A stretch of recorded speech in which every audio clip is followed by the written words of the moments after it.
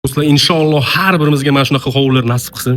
Samarqand shahrining markazida Manresa restoran bor-ku, o'shaning mahallasida 3 sotixlik, 3 etaj, yana podval qismiga ega, 14 ta xonasi bor, 5 ta sanuzul qismi bor. Tez bitta obzor qilamiz. Qarang, qanaqa mana bu yerdan kiramiz. 2 ta mashina qo'ysa bo'ladi. Mangal zonalari bor. Podvalga bu tomondan ham kirsak bo'ladi, hovlining orqa qismidan ham kirsak bo'ladi. Sal bugungi videomiz uzun bo'ladi. Xohlasa, qarang, kirganimizdan qanaqa hovl qismi bo'lyapti, qarang. Dahshat. Pastda mana bu podval qismiga kirish. Mana bu kirganimiz, asosiy kirish. Kirganimizda qarang, chap tomonda как детская qilsangiz bo'ladi. Skvozная planirovka akajon. Sanuzul qismini qarang qanaqa. Oshxona qismini qarang qanaqa. Televizorlari bor, kuxonniy garniturlari bor. Dahshat, zaходи живи bo'lyapti. Kattagina mehmonxona gostinniy qismi bo'lyapti. Konditsionerlari ham bor, stol stullari bor, katta televizori ham bor. Bu tomondan ham kirsak bo'ladi. Отдельный devor, va bu tomondan podvalga kirsak ham bo'ladi. Tez bitta obzor qilay. Ikkita aytmoqchi, yonma-yon 3 sotixlik, ikkita hovli yonma-yon bo'lyapti. Общий endi 3 etaj deyiladi-yu, lekin 4 etaj hisoblanadi. 4 ta уровень bo'lyapti-da. Tepasida mansarda qismi ham bor, qarang qanaqa.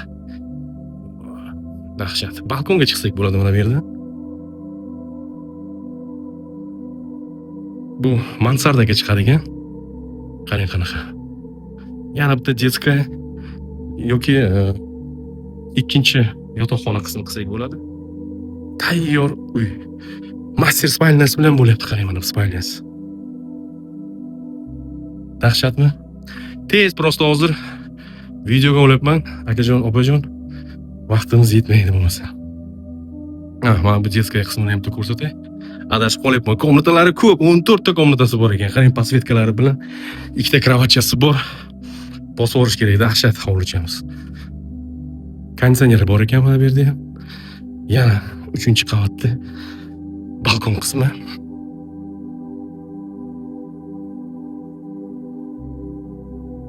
Uyda egalari yarmini ipoteka qilib, yarmini naqdga ham urib olsak bo'ladi. Qarang, bu komnatalari hali bo'sh. Bemalol qarang. Katta oila uchun dahshat variant deb o'ylayman. Sentrda $450 ming buncha qimmat emas. Sentrda.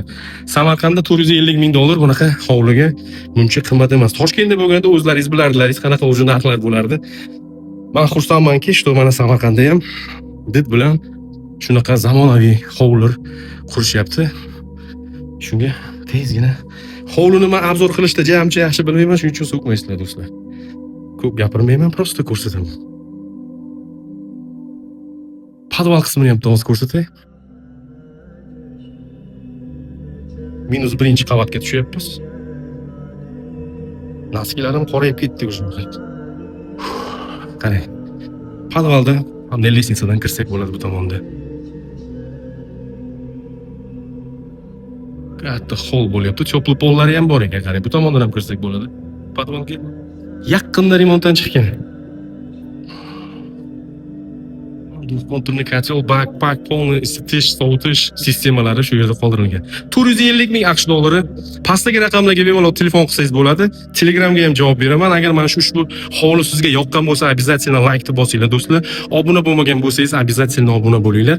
Har kuni yangi video chiqarishdan biz charchamaymiz, rahmat.